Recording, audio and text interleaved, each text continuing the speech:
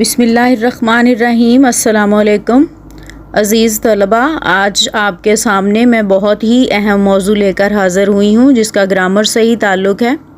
عموماً اردو پڑھتے اور لکھتے وقت خصوصاً املا لکھنے میں ایک بڑی دشواری جو اکثر بچوں کو پیش آتی ہے وہ ہے ایک جیسے ہم آواز الفاظ یا ایک تلفظ والے الفاظ لکھنا، یعنی متشابہ الفاظ کا استعمال۔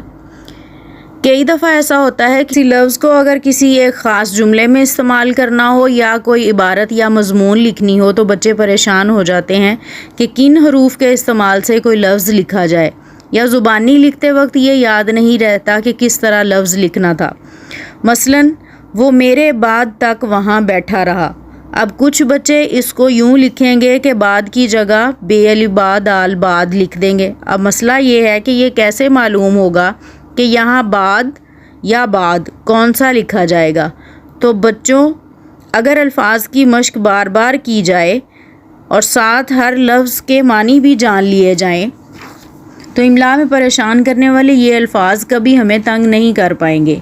اور یہ پریشانی کھڑے کرتے ہیں متشابہ الفاظ، جن کی یا تو آواز ایک ہوگی اور معنی الگ، تلفظ الگ ہوگا اور معنی بھی الگ ہوگا، حروف الگ ہوں گے اور معنی بھی الگ۔ تو انتہائی ضروری بات یہ ہے کہ ان کو جہاں پائیں ان سے اچھی طرح دوستی کر لیں۔ میرا مطلب ہے ان کو اچھی طرح جان لیں، سمجھ لیں، پھر کبھی بھی آپ کے لیے کسی قدم پر یہ الفاظ پریشانی کا باعث نہیں بنیں گے۔ تو آئیے بچوں شروع کرتے ہیں آج کا اپنا سبق متشابہ الفاظ کے بارے میں۔ تو آج کی اس ویڈیو میں ہم املا کے لحاظ سے جو متشابہ الفاظ ہیں ان کو زیر بحث لائیں گے۔ یہاں پہ میں ان الفاظ کا ذکر کرنا چاہ رہی ہوں جو یا تو اپنے تلفظ میں زیر زبر کے حساب سے جو ہے مختلف ہیں لیکن ان کی آواز ایک ہے، یا پھر ان کے حروف الگ ہیں اور آواز ایک ہے۔ تو یہاں پہ دیکھیں، میں نے الفاظ کے ساتھ ان کے معنی بھی بتائے ہیں، آپ نے ان کو اچھی طرح سے ذہن نشین کر لینا ہے۔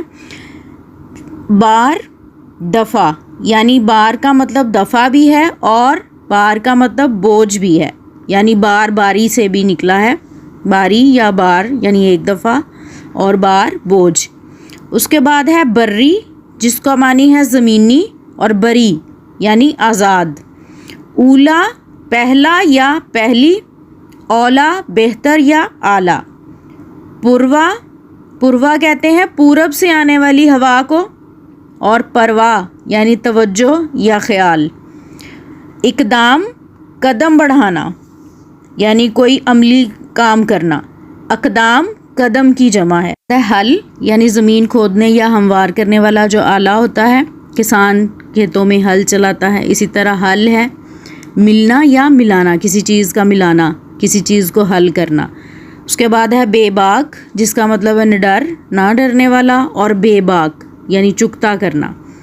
آری یعنی مجبور، اور دوسرا آری دیکھیں یعنی لکڑی کاٹنے والا جو اوزار ہے اس کو آری کہا جاتا ہے۔ اسی طرح سے حامی، حمایت کرنے والا، اور دوسرا حامی ہے وعدہ کرنا، یعنی وعدہ کرنا یا ذمے لینا کسی چیز کو۔ تو دونوں کی ہے میں فرق ہے۔ اس کے بعد علم، الف سے ہے علم جس کا معنی ہے غم اور دکھ، اور عین سے ہے علم یعنی جھنڈا۔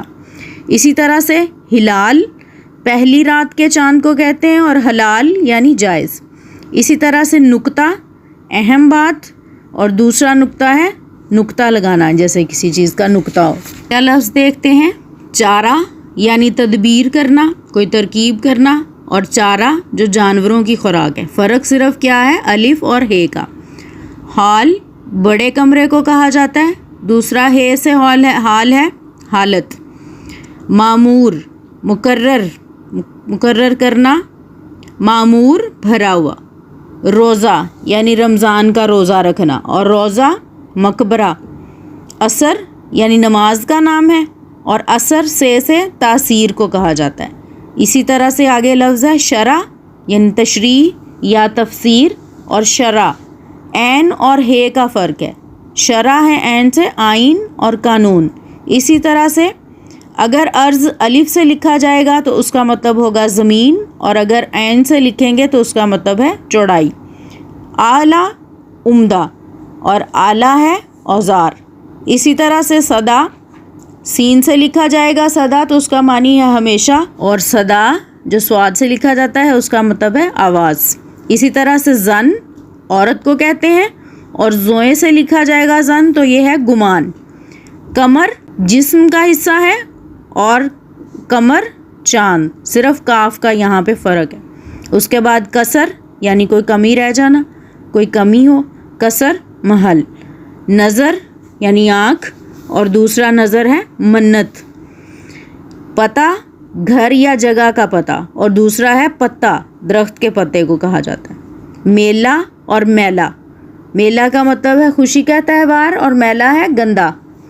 अमारत तामीर, कोई बनाई गई चीज़ जो उसको कहते हैं अमारत ऐन से।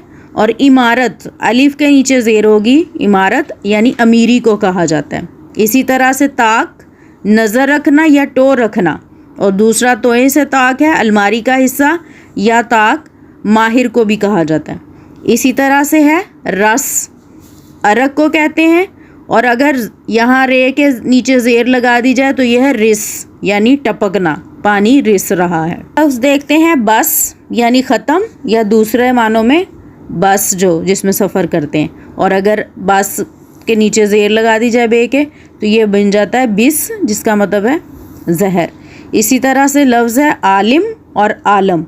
आलिम कहते हैं इल्म को जानने वाले को, किसी इल्म रखने वाले को कहा जाता है आलिम और अगर लाम पे ज़बर हो आलम तो इसका मतलब है ज़माना, वक्त या दुनिया। अज़ीज़ तलबा, उम्मीद है आज के मुतशाबे अल्फाज की ये फहरिस्त और बयान किए गए अल्फाज और उनके मानी किसी हद तक आपकी इमला की दुरुस्ती में मददगार साबित होंगे।